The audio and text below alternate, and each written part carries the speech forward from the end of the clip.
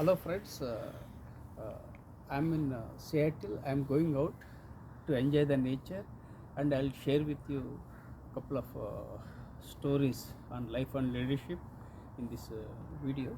And I'm a survivor of brain stroke in the year 2021. I survived because of my positive psychology, and I request you to consider subscribing to my YouTube channel and share with your networks.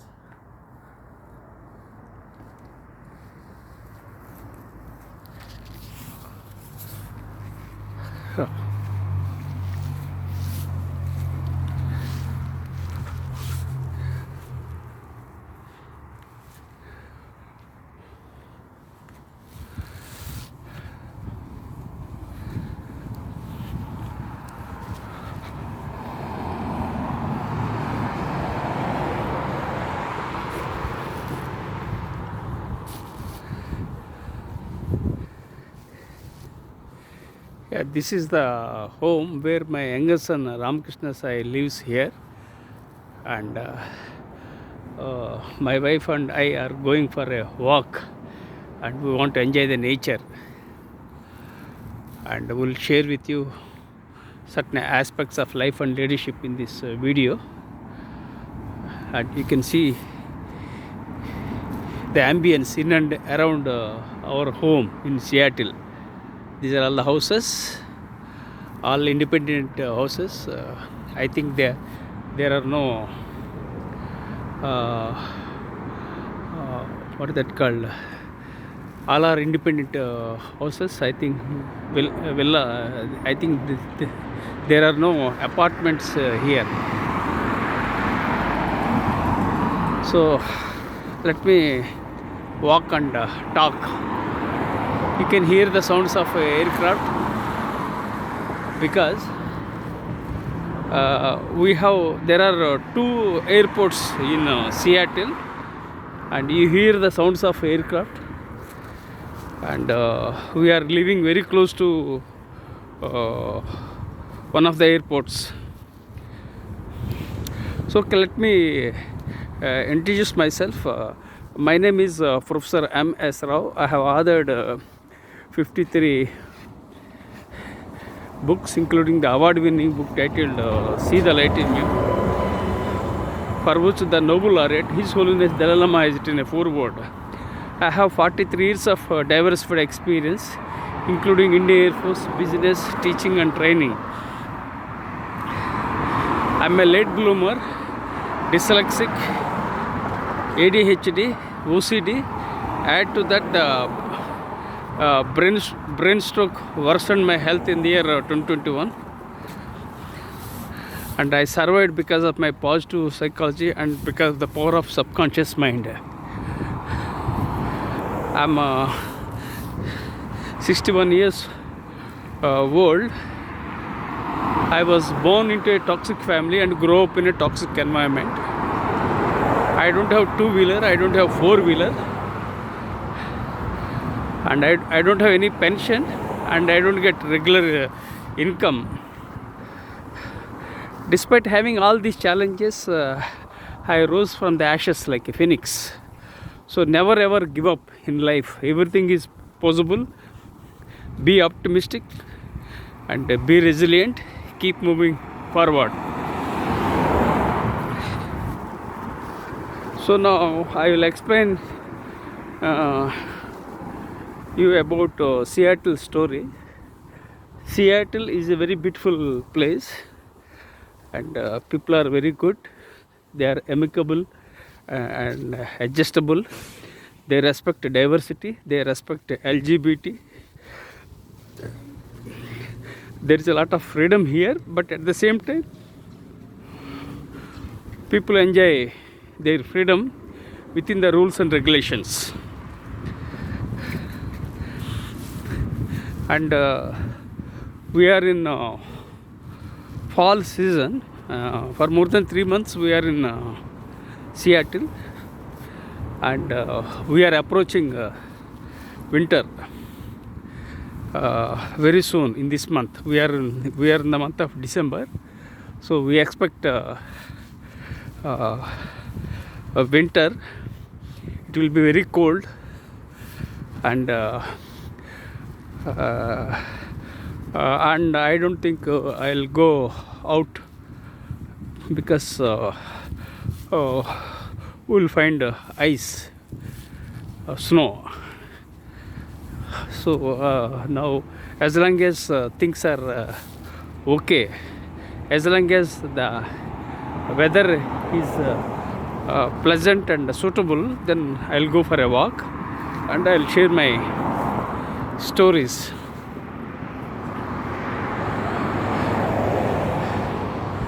So I see some clouds approaching nearby. I don't know whether there will be a rain. I don't know. Usually in Seattle, the weather is not standard.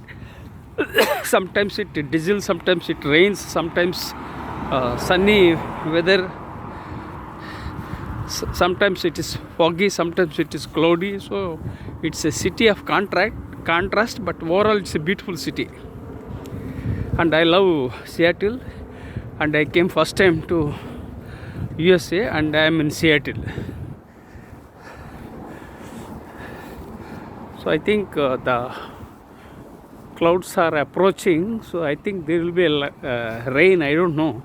So let me see how the weather will be. But I was doubtful about the weather because the clouds are approaching. So let me see. I can't predict.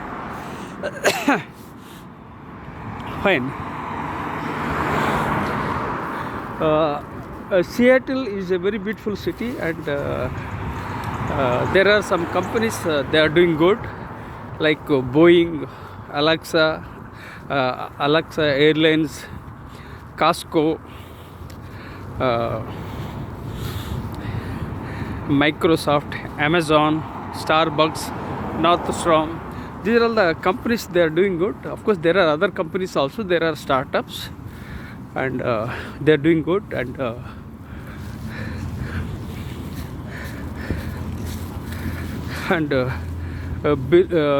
Seattle and Bellevue are closely connected. They are just like twin cities of Telangana in India.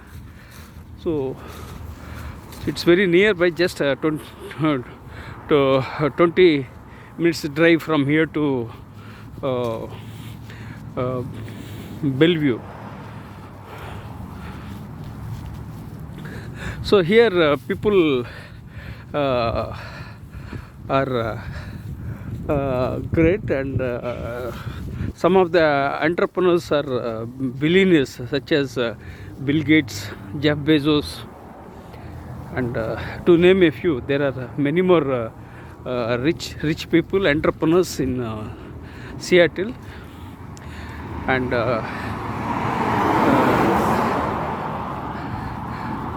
Seattle is noted for entrepreneurship, and people had vision very long back, and they set up and they succeeded. Of course, there are companies they failed, and entrepreneurship is very challenging.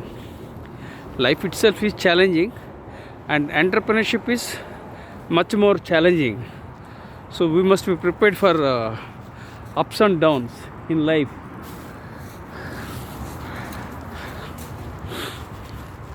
But you can still explore entrepreneurship, because life is a risk. Anything can happen at any time, and entrepreneurship is more challenging, and it is riskier. But still, it's worth exploring entrepreneurship. When you become an entrepreneur, you make money, you add value, and you provide employment opportunities for the people. So you can explore entrepreneurship. And I authored a book and kept it aside on entrepreneurship. So that is yet to be published. The book is exclusively about entrepreneurship. And due to my health challenges, I'm had to edit, and update that book. So these are all aspects. So now let me wait for a moment. There is a junction. Walk forward. To walk. There is a signal here.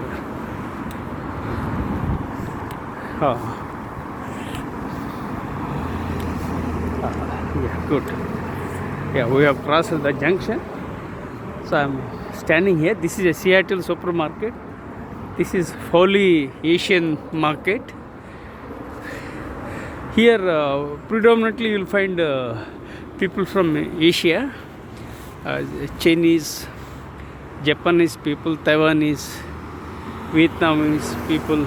They live in this area. Of course, there are non-Asians also here, and overall it's a beautiful city, and you can go for groceries and purchase. My son and my wife and I go for purchasing groceries sometimes. So you will find see lots of shops here.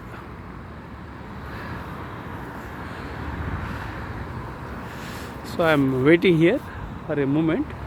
Yeah. So I'm waiting for my wife, and she has come. Now I'll start and share my stories.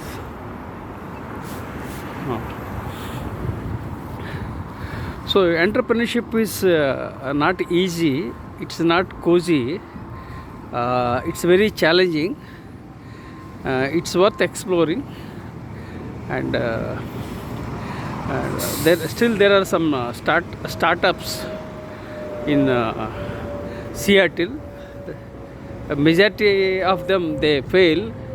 Very few succeed, and we can't blame them, because everybody has their vision. Then they have to persist. So many factors are involved in entrepreneurship.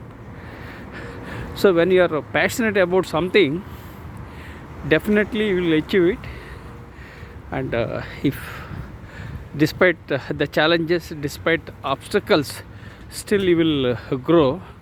All that you have to do is you have to learn from failures and keep moving forward. So this is briefly about entrepreneurship, and entrepreneurship is for brave-hearted, not for faint-hearted. Lots of challenges, and everybody can't become an Elon Musk. Of course, Elon Musk himself was close to bankruptcy. And similarly, Donald Trump, the president-elect of USA, also had was close to bankruptcy, but he averted, and he became president of United States of America. Now he is president-elect. I think in the month of January he will be sworn in as the president of America. So that's a different aspect. So overall, you can explore entrepreneurship, and you can add value and impact humankind. So now I introduced myself, and I shared with you about I introduced myself, and then I shared with you about the Seattle story and life and entrepreneurship. Now I'll briefly talk about philosophy.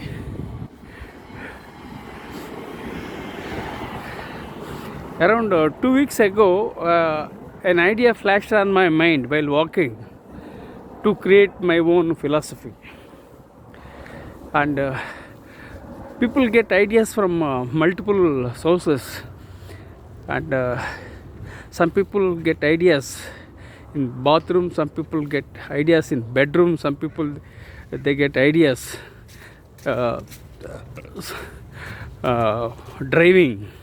So they have their own way of thinking, and they have their own idea of unlocking their potential, and That's how they do it. So how I get my ideas are, I get ideas on while walking, because I don't have two-wheeler and four-wheeler, so I walk, and then an idea flashed on my mind to create my own philosophy. Then when I googled Professor M.S. Rao's philosophy, then to my surprise, on the very first page, search engine result showed that Professor M.S. Rao's philosophy is to emphasize the health first, education second, and wealth third. And it emphasizes harnessing technology for social good. So I was very much excited to see my own result when I googled Professor M.S. Rao's philosophy. So it was a positive sign, and anyhow I wanted to create, but it was a positive sign when I googled and I got it. Then again when I started other pages one after another, then already I mentioned about what is your leadership philosophy.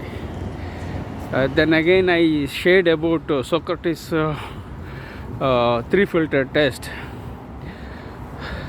So like that, lots of things I mentioned, so which revolve around my own philosophy.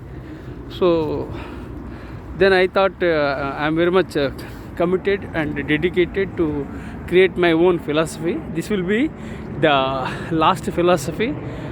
So I want to become a 21st century philosopher.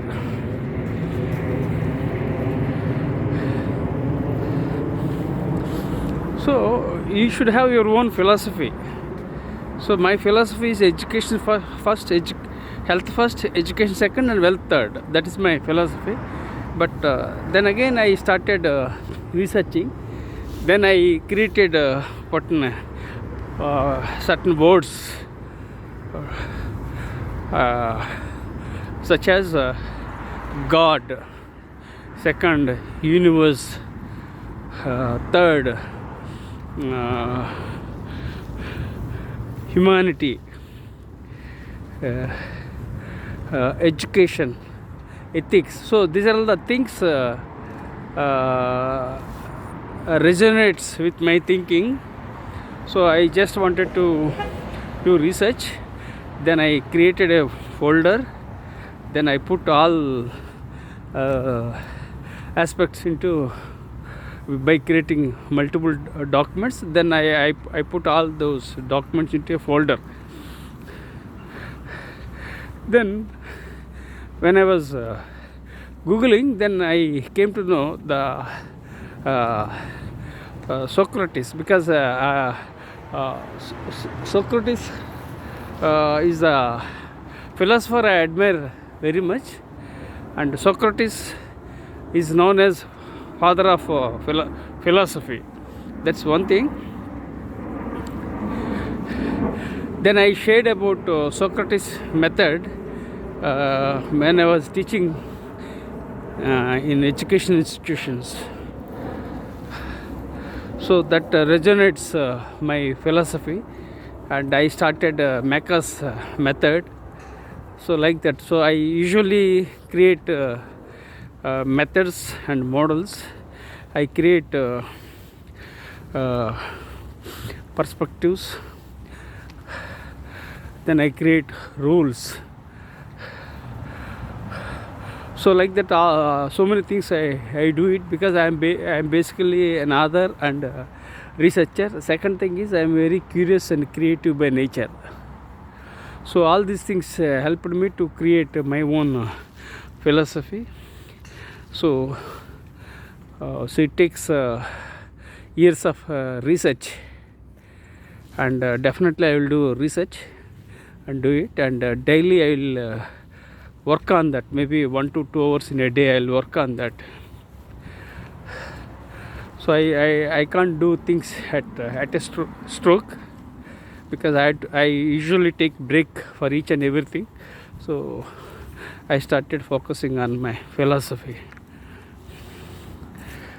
So this is briefly about the philosophy which I am trying to create, and this will be a lifetime philosophy, and this will be Professor M.S. Rao's philosophy will be 21st century philosophy, that is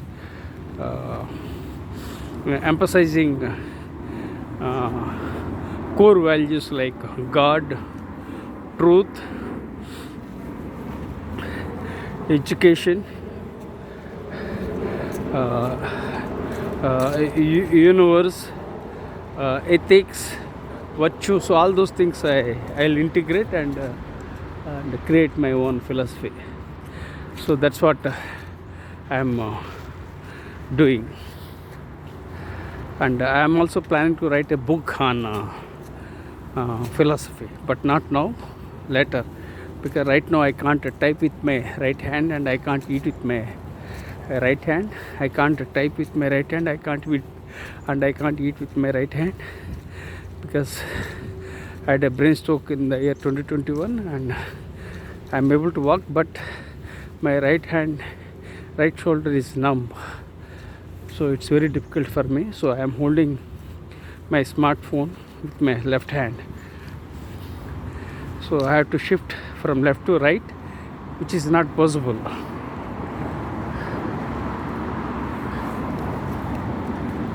Good. Beautiful, beautiful.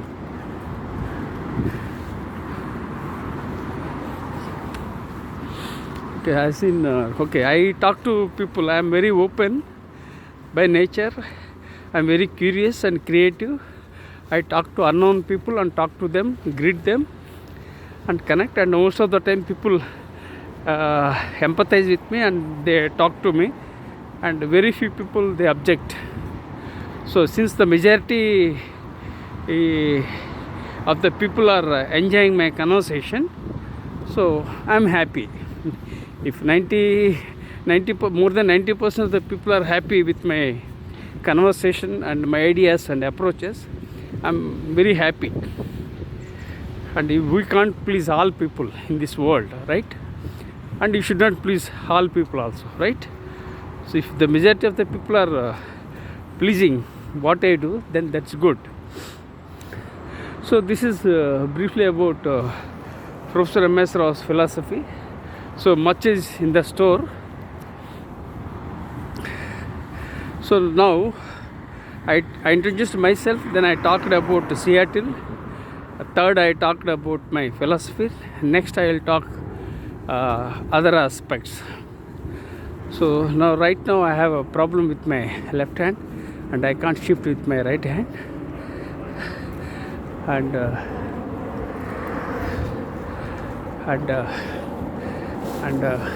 I'm uploading only raw videos because I am not a digital savvy. So I am uploading only raw videos. So please empathize with me and please consider subscribing my YouTube channel. And why I am recording my memories, because I am already 61 and I want to keep my memories. That's why I am recording, and to save them to save them as my memories. That's one thing. And while walking and I talk various aspects, so I share my knowledge, so people like my ideas and insights, and they will subscribe to my YouTube channel and share with their networks. So keeping that vision and keeping my passion, so I am recording and I am doing these things despite having health challenges, despite having lots of issues I am doing. So please empathize with me, and I am only uploading the raw videos. That I am in Seattle, it's a great opportunity for me to walk and talk and share. Usually if I go to India, I'll go to gym, then I can't record my memories. No, it's an opportunity.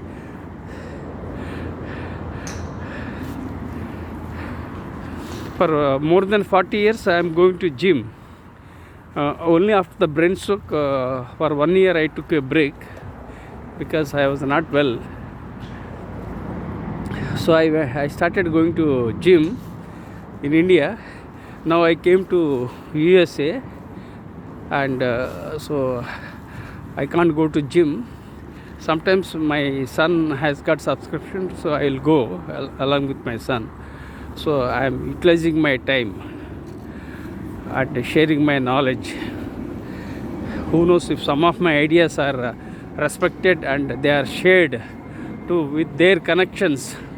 That serves my purpose. So I am very positive by nature. My blood group is B positive, and I am very positive by nature. So yesterday I had a conversation with a woman. She said, she greeted Namaste. And I was just walking, and my wife was not there. I was alone walking.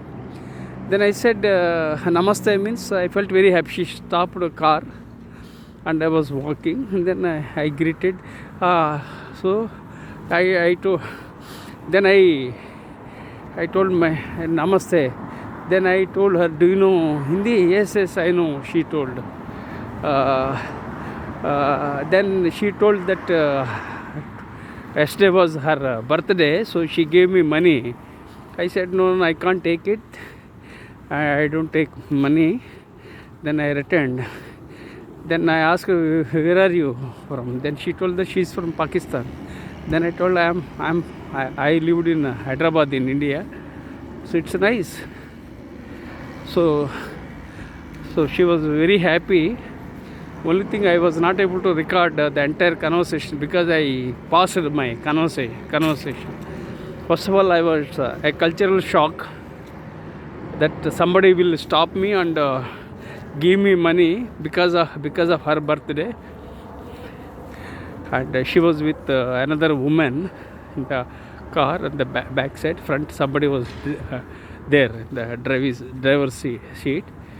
She's a Pakistani woman, and I am an Indian. So we enjoyed. See, these borders don't matter because we are human beings, whether they are Pakistanis or whether we are Indians or somebody is Americans. We are all humans first and humans last. So we have to respect people. We have to respect the diversity. So it helps. So I open up my conversations with people automatically, and usually I initiate a conversation. But yesterday was a unique situation where a woman approached, stopped my car and talked. So I felt very happy, and was much happy because she is from Pakistan and I am from India.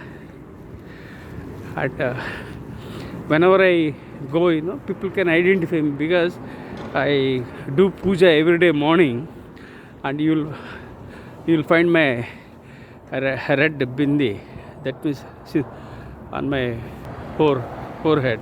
So after doing puja, then apply this red tilak like. Then that woman observed that yes, I am a Hindu and she is a Muslim, but there is a different thing. So universe is powerful. The power of universe. So why people get connected, why people get disconnected, that we can't say. But it's a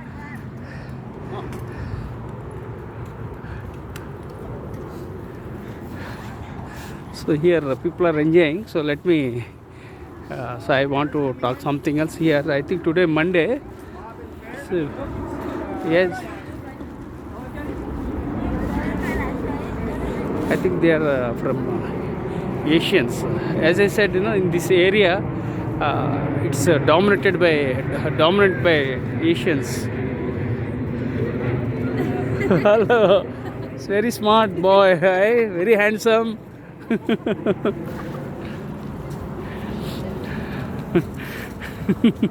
She's playing.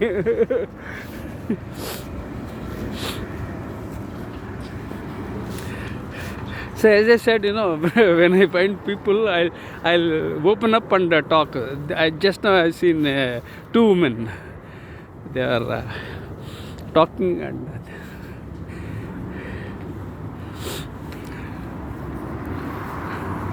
Okay, now I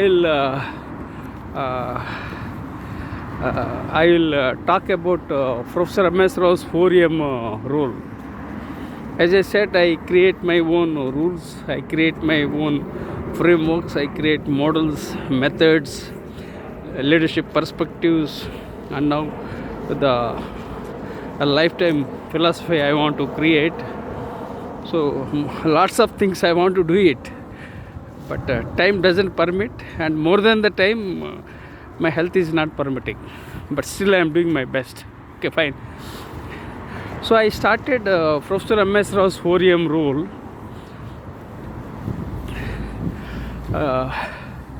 And it's based on the triggers. I have multiple documents for multiple topics. So more than a month ago, I had an idea to start Professor M.S. Rao's 4M rule. I started on 31st October 2024 because that was unique because of four aspects. Because that day was Halloween day, that day was Diwali, that day my birthday, and that day I was born on Thursday. So because of these four aspects, I started Professor M.S. Rao's 4M rule. And why I started, and various aspects, but main thing was that I joined Indian Air Force when I was 18 years old. I started going for a health run with my colleagues in the military. So that was the one thing, to wake up every day morning. That's how I started doing. That's one thing.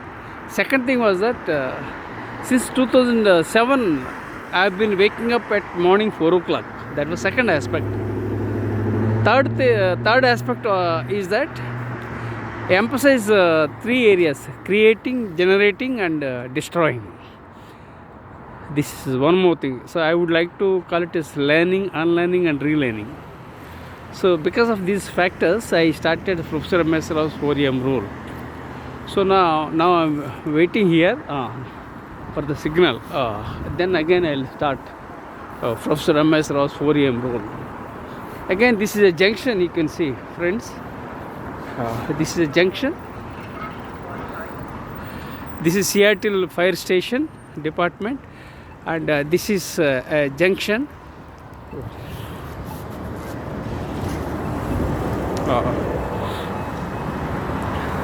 So I started Professor M.S. Rao's 4M rule, and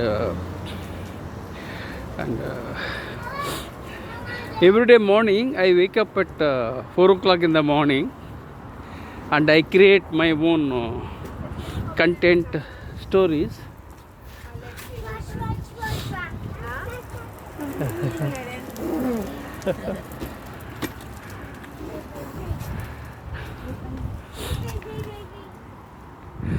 And second, so I wake up every day morning 4 o'clock, and I create my own content. I write a lot, read a lot. Of course, for the last 3.5 years, I am not able to type with with my right hand. I am not able to eat with my right hand. That was a different problem. And actually, after the brain stroke for 1 year, I was not able to understand. There was no clarity of my thought for a year. Then gradually I started connecting the dots, and started doing the things. So every day morning I wake up at 4 o'clock, and I because I am an early bird, and throughout the day I generate knowledge, because I have 43 years of diversified experience, and I am 61 years old. That means I have observed people for 61 years. So I integrate my diverse knowledge with my observation. So I generate things. At the end of the night, what I do, I destroy unwanted things. In the sense, whatever the things which are not required, so I will remove and destroy from my mind, and also the destroy unwanted folders and documents which are not related. And I prepare a to-do list of what I have to do for the next day morning. So at the end of the day, what I do, I prepare a to-do list, then I program my subconscious mind, and the next day morning I wake up. That's what I do it. I program my subconscious mind by giving my commands with a to-do list of what I have to do for the next day morning. So, and this power of subconscious mind helped me a lot, because I do things in a systematic manner. So I have a body clock we call circadian rhythm. That means a particular pattern I follow and I stick to it.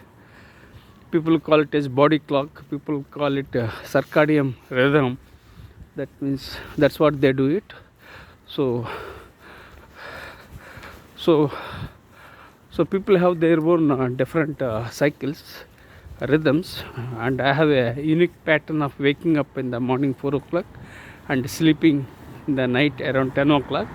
In the afternoon I take a break. In the sense, I sleep for an hour, and so that I can recharge myself, and again I can write. So this is what I maintain. Why? Because afternoon I sleep, and when I sleep, then again I wake up. So my mind becomes fresh and energetic. Then again I write. That's what I do it. So every day morning I undertake 3 tasks which are very important, and I'll address them. And so 3 important tasks I undertake, and I'll resolve them.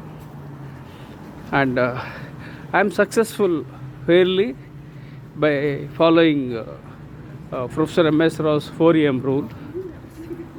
That's one thing. And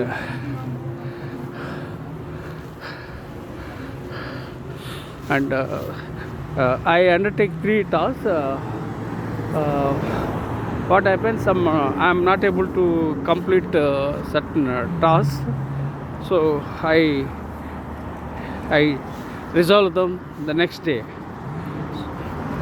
So that's how I do it. I'm consistent in my contribution, and I'm very persistent by nature. So whatever the challenges are there, I will resolve them. So I am successful of being an early bird. So by following Professor M.S. 4am rule, there are multiple benefits. You can check decision fatigue, you can check depression, you can check dementia, and you can follow multiple passions, and you can follow hobbies, and you will become energetic. So by following Professor M.S. 4am rule, so you will achieve health by integrating physical energy, mental energy, emotional energy, spiritual energy. So all those things, when you integrate all these 4 areas, so you will stay healthy. So I implore you to become an early bird, an early riser, so that you will be happy and productive. You will achieve productivity and you will achieve performance. You can limit distractions, and when you wake up in the morning, you will do the things in a systematic manner, and the entire day will be under your control. Whereas if you wake up late, everything will be in disorder. Whereas some people have their own circadian rhythm, so they are night owls, so they sleep late, so they wake up late, they sleep late. We can't force the people, but I advise them to be an early bird to reap the benefits of being an early bird, and to reap benefits of being an early raiser. And I have often mentioned about these things in my books, and I published 53 books, and I contributed more than 300 research papers in various international journals, and I published more than 1,000 articles in various magazines. All these things I did within a short span. I think I started from the year 2007 onwards. I started doing these things, and I achieved a lot.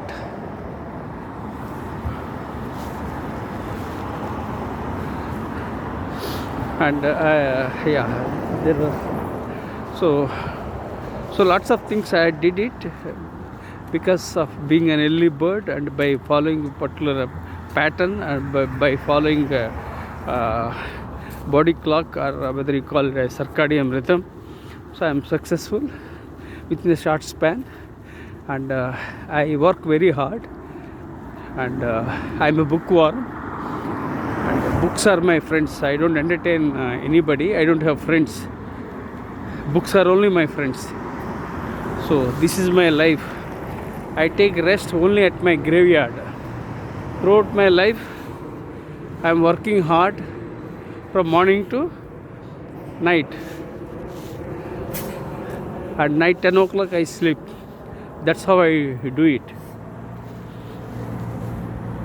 Just like a moment. Let me take a moment and I'll come back.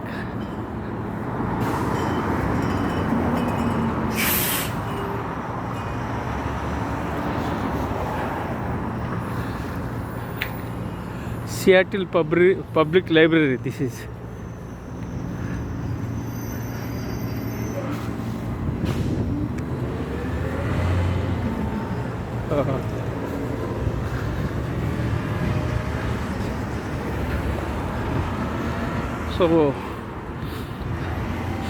So by following Professor M.S. Rao's 4 a.m. rule, there are lots of benefits.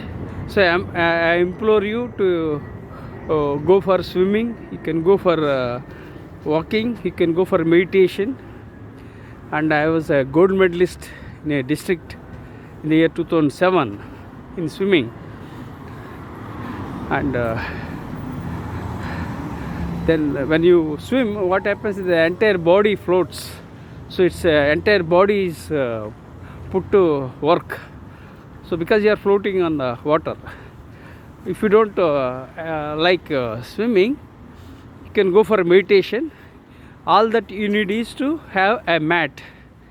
Take a mat, sit in a ideal place and enjoy the solitude. That's what you can do it. And even if you don't want to do meditation, the best thing is to go for a walk. So when you walk, you become energetic, you lift up your energy levels, and you'll be very happy. So walking is the best medicine, and I love walking.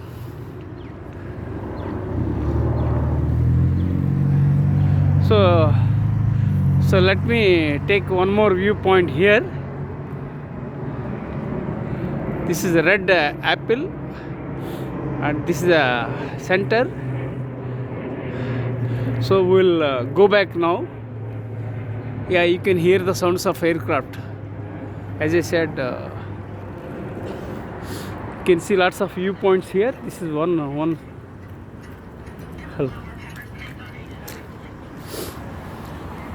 So lots of people. So now we are going. This is a brewery, yeah? Brewery, yeah. Good. Okay, good. This is a brewery, yeah. Good. So now I am returning from here. It's very cold. So I'll hand over my mobile to my wife. And I'll create a friction. Just please hold it.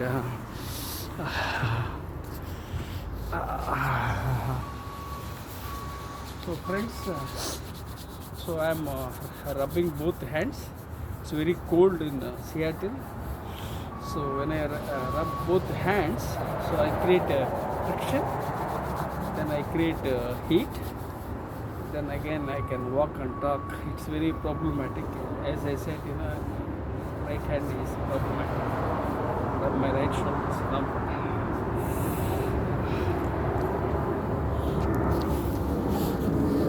This is a perfect tax and accounting service, income tax. So this is the center, all these things. This is Wade Bank, that is what? WAFT Bank. So this is a center. So let me circle back to my story of Professor M.S. 4 a.m. rule. So I implore you to emphasize walking and swimming and meditation. It depends upon your convenience, and if you don't have anything, you can walk. I enjoy walking, and I get lots of ideas when I walk, and walking is the best medicine.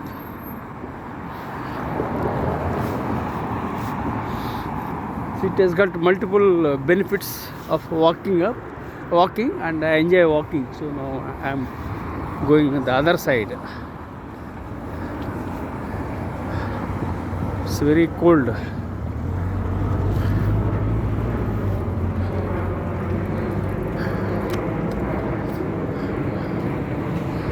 Okay. So luckily there is no rain, but it's very cold. I think for a week I'll go for a walk. Later I will not go.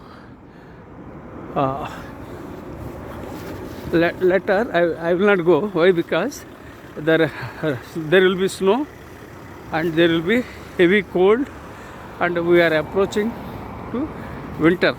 Fine.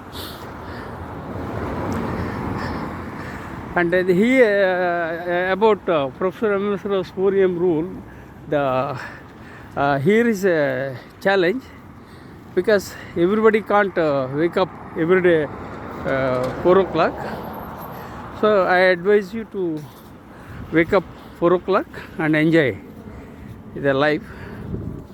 And some people, they are night owls. That's one challenge. And some people work remote. We can't force them because they have their organizational requirements. Some people work hybrid, some people work remote. And when they work in different sectors like film industry, they can't stick to a particular time. They don't have particular circadian rhythm. So you have to adjust. So overall it's good if you wake up every day morning, and to get advantage from Professor M.S. 4 a.m. rule.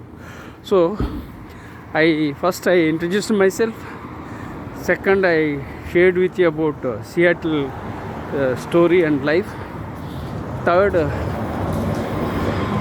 I explained about my philosophy. Then I explained about the Professor M.S. 4 a.m. rule. Now I'll talk briefly about my life.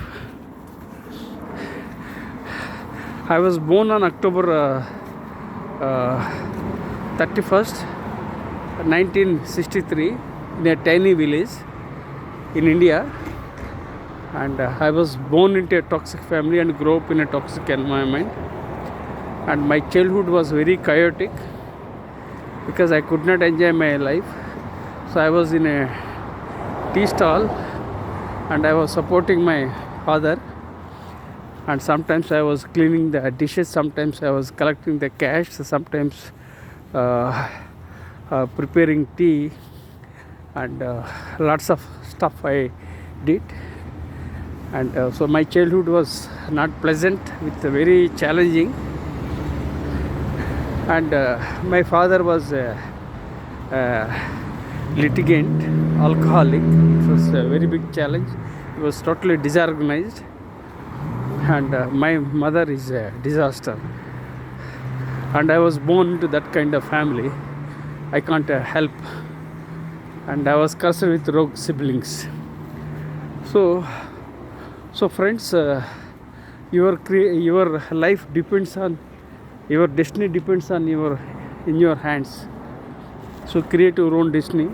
Where you are born, that doesn't matter. Which place you were born, which family you were born, that was not your decision. So the only the decision that you can make is to create your own destiny and to add value and impact humankind. So keeping that childhood part aside, so I discontinued my degree. When I was 18, I joined the Indian Air Force. So I was very lucky that I came out of the toxic family and grew as a healthy citizen after I joined the Indian Air Force. So I am grateful to Indian Air Force. But again, Air Force was very challenging because there was cultural shocks, and every day morning I had to wake up, and I found it very difficult to adjust. But I adjusted because I had a dream to wear uniform and serve my country. So I joined as an airman, and I served in the lowest rank of a corporal for 12 years in the Indian Air Force. And again, people might think that I was an officer in the Indian Air Force, but I was not an officer. I served in the lowest rank of a corporal in the Indian Air Force.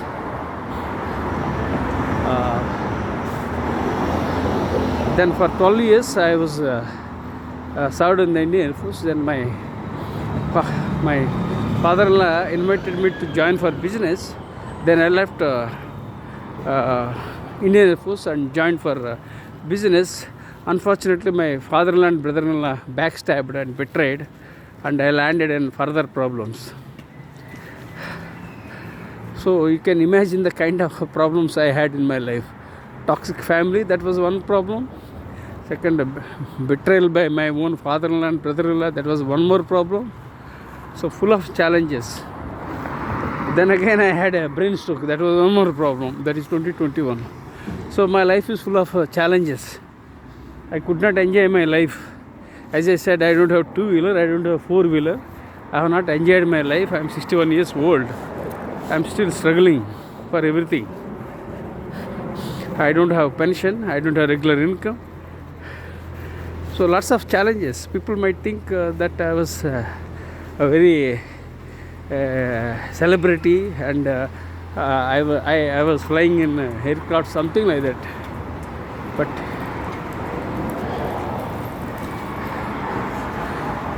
so 2007 I left business and joined as a faculty member.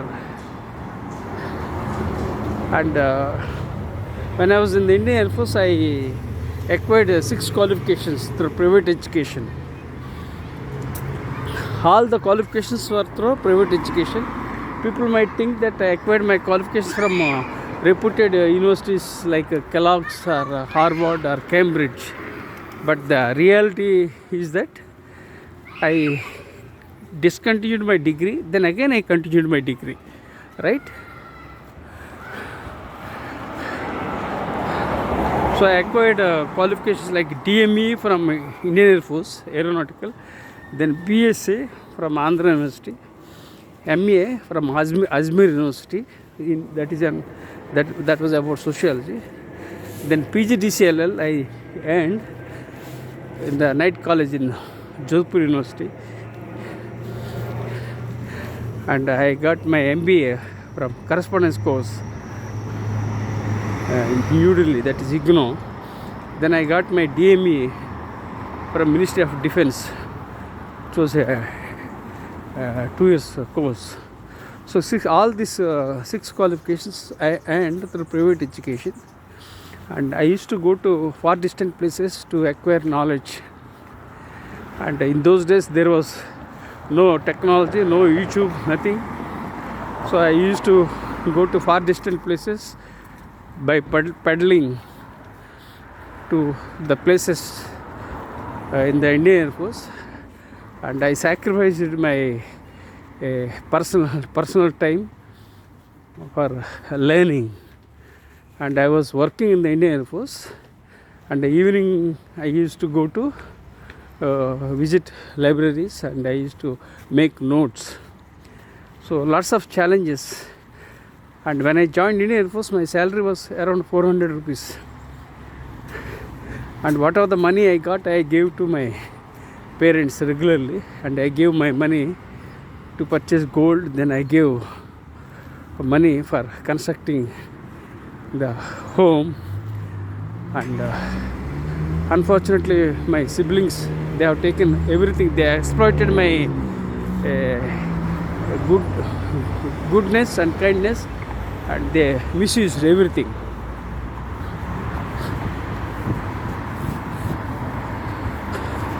So friends, life taught me many lessons.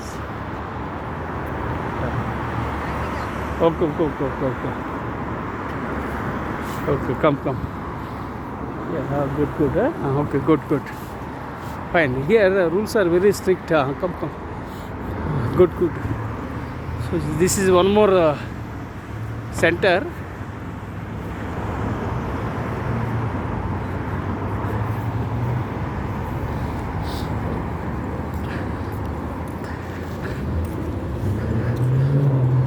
Okay, I crossed that center and signal. Now again I started sharing my story. So I acquired 6 qualifications in the Indian Air Force itself. All those qualifications were for private education, not a regular education, with limited money. And I utilized I sacrificed my leave, life, everything to acquire education. And that too, working in the defense, you can imagine how much difficult it was for us. I had to work, then again I had to pursue my studies. So like that I acquired 6 qualifications, all through private education. And there was no consistency in my education. But there was only one consistency, that I was continuously learning and growing. That was the consistency. But all were in different areas, different disciplines. The biggest challenge in my life was that I don't have any guide, I don't have any coach, and I don't have any mentor. So whatever I was getting, and I was reading and absorbing. If I had a guide or mentor, probably I would have grown much faster without any problems, and I would have enjoyed my life also. But I could not enjoy my life because I didn't have any guide, I didn't have any coach, I don't have any mentor. Nobody funded for my education. Everything was my own money, and government of India has not funded for my education, and nobody has funded for my education. On the other hand, I funded for the education of my sister, and I funded one of my friends because he had financial problems, and I funded, and of course I didn't take that money from my friend also. So like that, life is an echo. If I do good things will come back to me. So those things helped me. The power of universe that helped me. Otherwise, when I had a brain stroke, I would have been dead. But I survived. Why? Because the power of universe.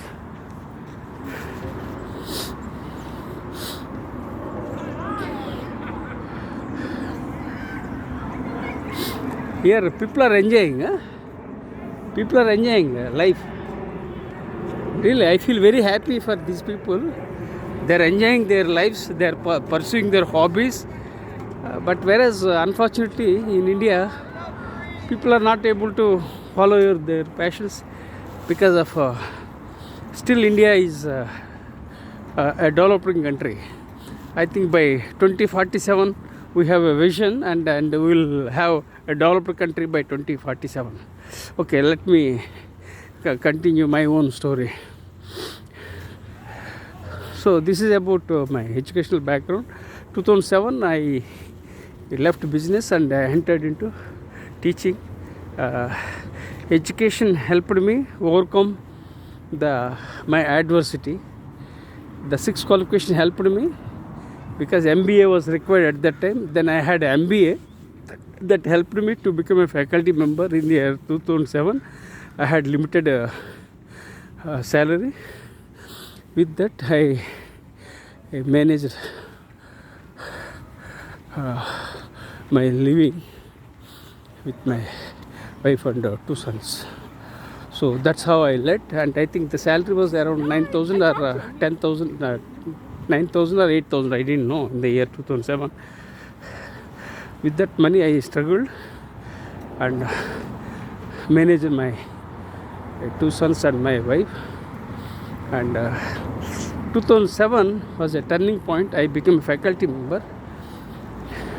And second thing was that December 2007 was a turning point because I got admitted for my Ph.D.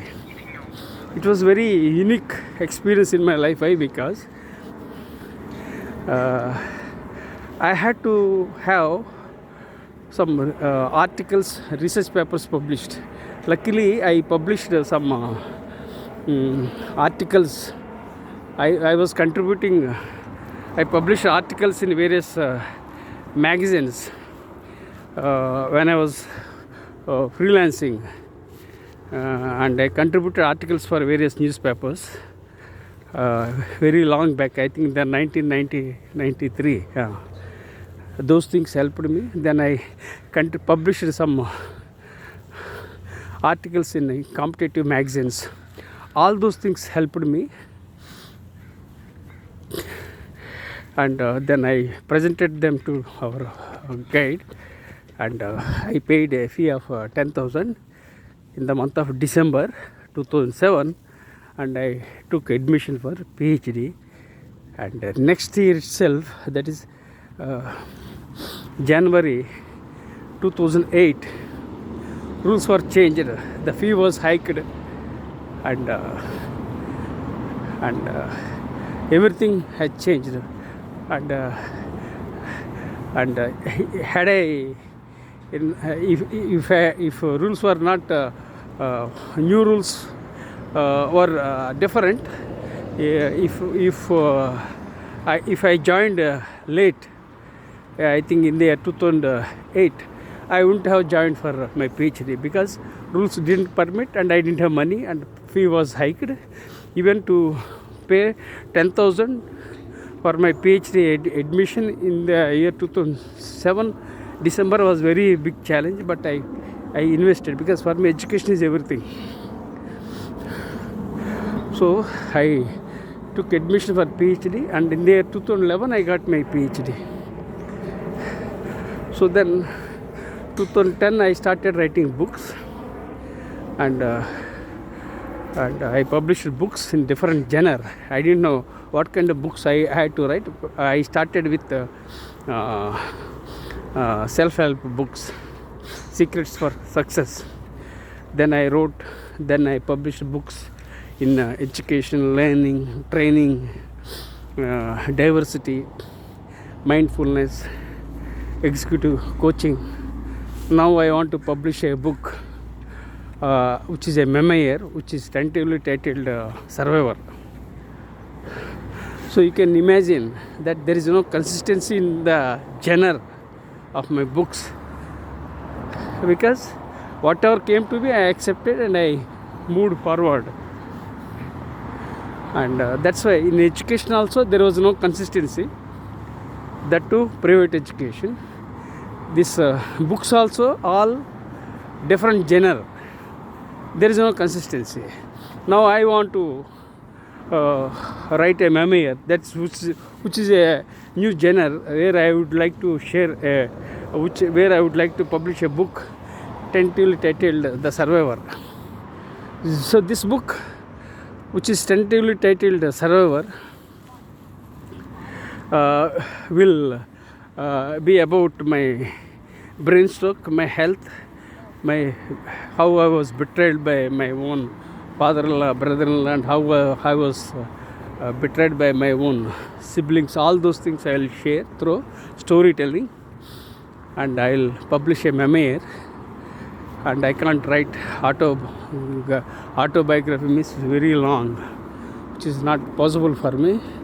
So I will publish a memoir, that too after I overcome my brainstroke fully.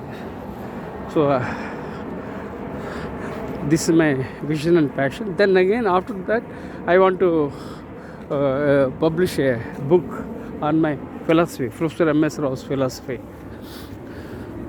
And 53 books I published, and 7 books are still pending for publication. And publishers are coming forward to publish, but I am not in a healthy position to write, because my right hand has been crippled. So hopefully I will get back to my feet, and then I will complete my pending projects. And another challenge is that for the last 3.5 years, things have changed very fast. Technology has changed. The books, no more physical books, mostly online books. So lots of challenges globally. So I find it very difficult to update my books. But publishers are coming forward to publish my books, so I am happy in that way.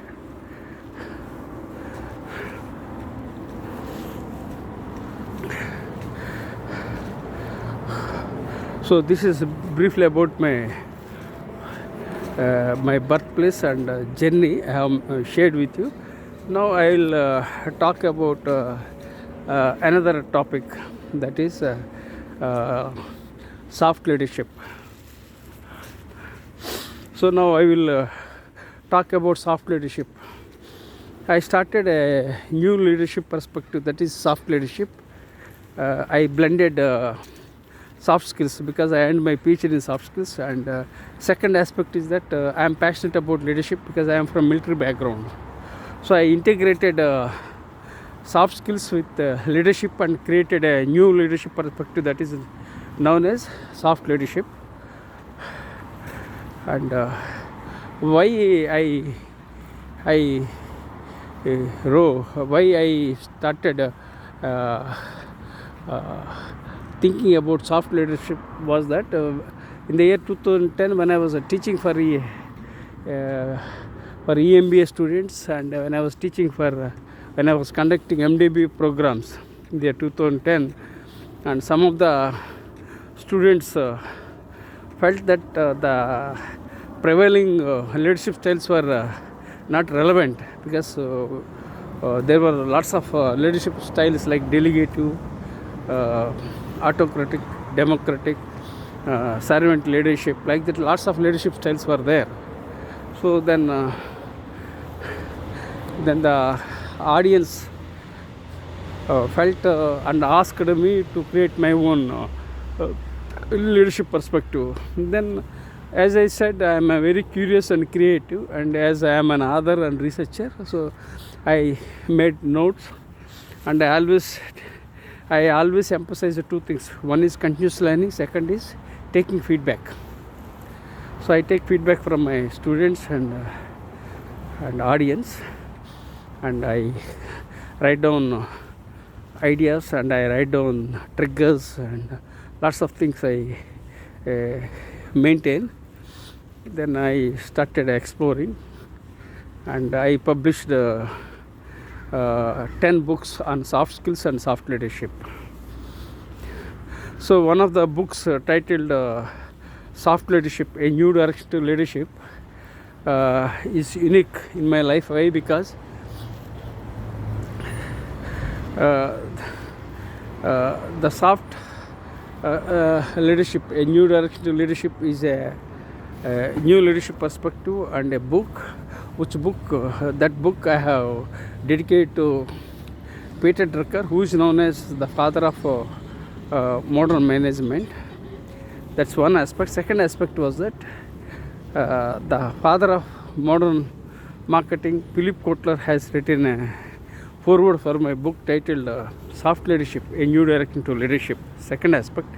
Third aspect, the father of modern HR, Dale Ulrich, has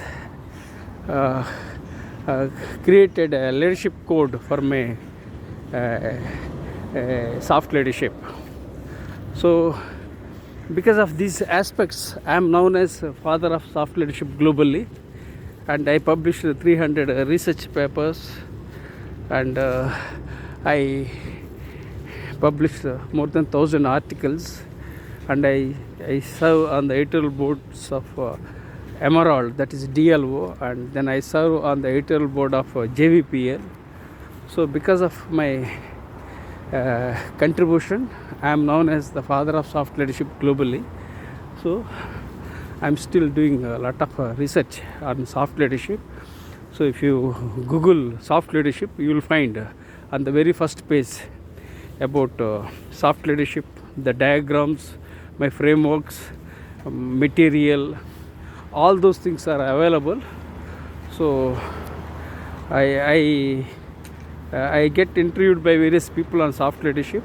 Sometimes I approach them to interview me, sometimes they approach me to interview me. So either way, and since I am not able to write regularly, since I am not able to type with my right hand, so I am requesting people to interview me so that I can speak, and so that I will add value and impact humankind.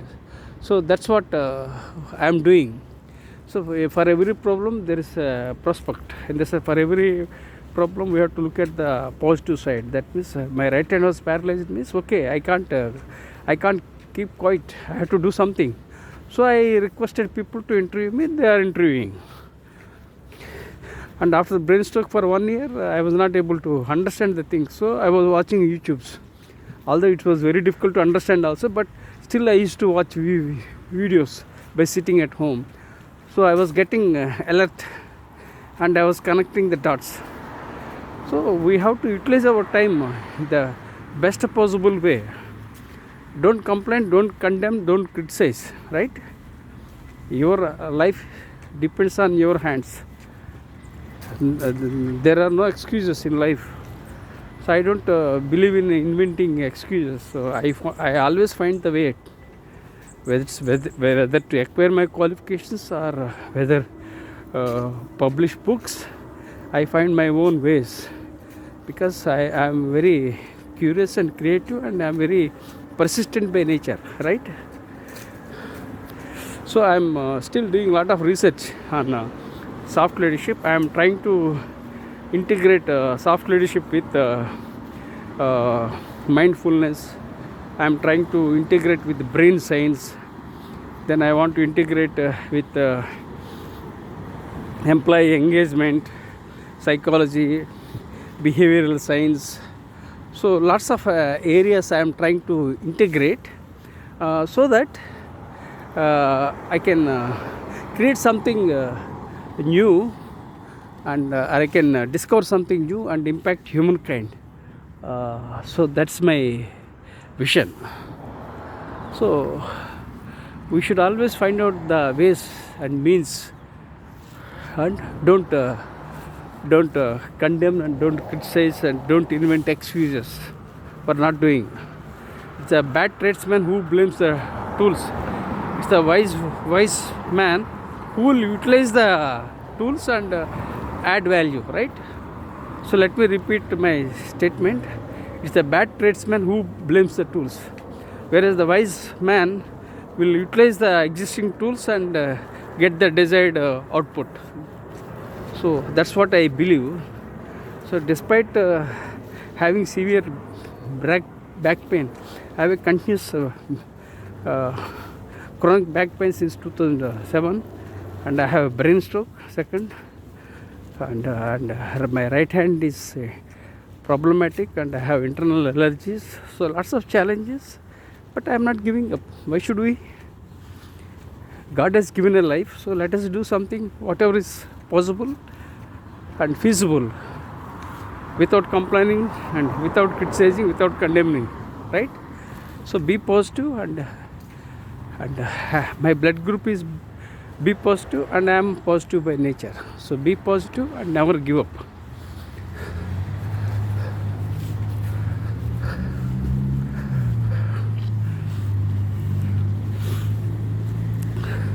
So this is about soft leadership, and let me briefly explain about soft leadership. Soft leadership is not about condemning. Soft leadership is not about criticizing. Soft leadership is not about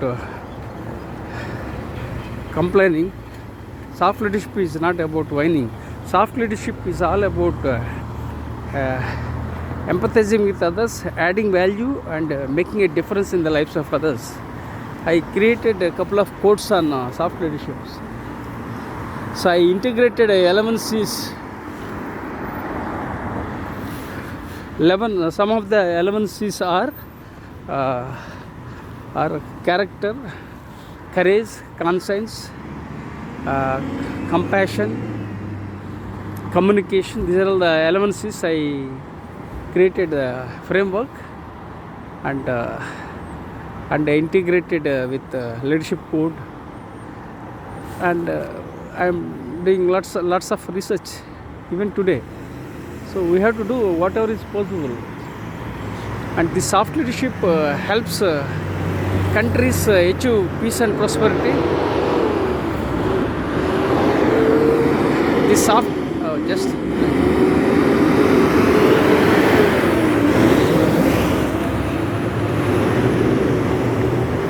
This soft leadership helps countries achieve peace and prosperity. This soft leadership helps organizations achieve excellence and effectiveness.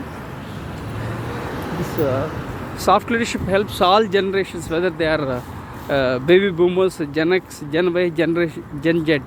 For all generations, it is required. And this soft leadership helps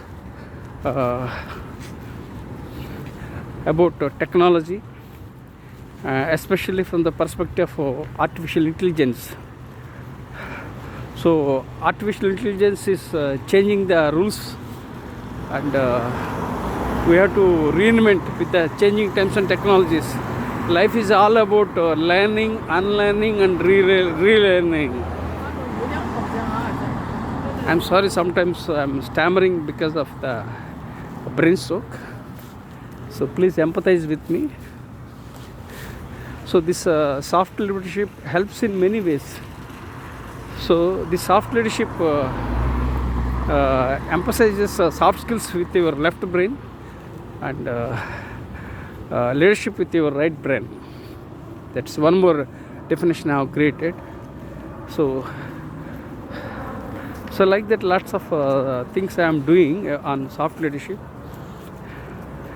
and so my vision is to discover something new and impact humankind, because the life on this beautiful planet is limited.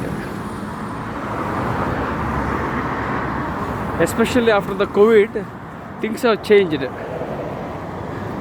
So what happens next, we don't know, especially after the COVID. Life is fragile. Before COVID, I was taking everything easy. In the sense, I was taking life for granted. But brain stroke was a dampener. I realized, let us not worry too much about the future. Let us not worry about the unpleasant past. According to the research, people waste 30% of their precious time by thinking about their unpleasant past, which will never come back. People think excessively about the future that we can't predict. So the best thing you can do is to learn to live in the present. Life is an opportunity, life is a gift. So enjoy the moments of life. Let bygones be bygones. Let go and move on. That must be the slogan. Let go and move on. We don't have time to think about unwanted aspects of life. Let us be mindful. Let us be ethical. Let us learn to live in the present. So this is the message I am sharing with everyone. As I said, when I walk and talk, I share my story of life and leadership.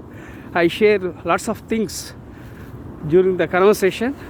So whatever you feel comfortable, you can take. Whatever you feel not comfortable, you can discard. I tell everyone, because certain things we do at some point of life, but the same thing we feel may not be relevant. So that's why life is all about learning, unlearning and relearning. So you only take whatever is required. I share a lot of knowledge, my years of experience, philosophy, various aspects I am sharing. So whatever you feel comfortable, you take it. Whatever you don't feel comfortable, you can discard. That's it. Right? So still I am doing research about soft leadership, and much is in the store on soft leadership. So I have discussed various aspects in today's video. I think it's 1.5 hours. I think I introduced myself as a professor. I have the habit of sharing things in a systematic manner, a chronological manner. Of course, in between there will be a conversation. If they are students, they will question something. Then again I respond. Then again I move. So that's how I do it, because by default I have that kind of mindset.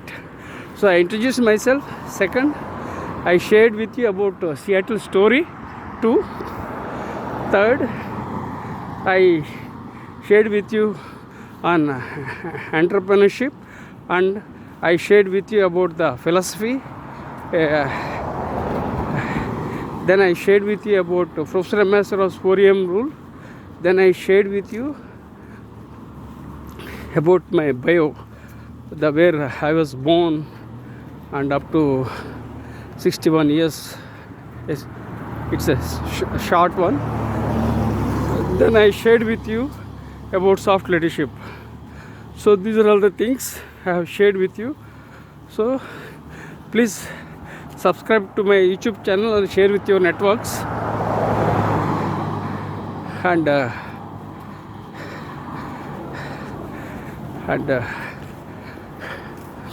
I am utilizing my time through storytelling.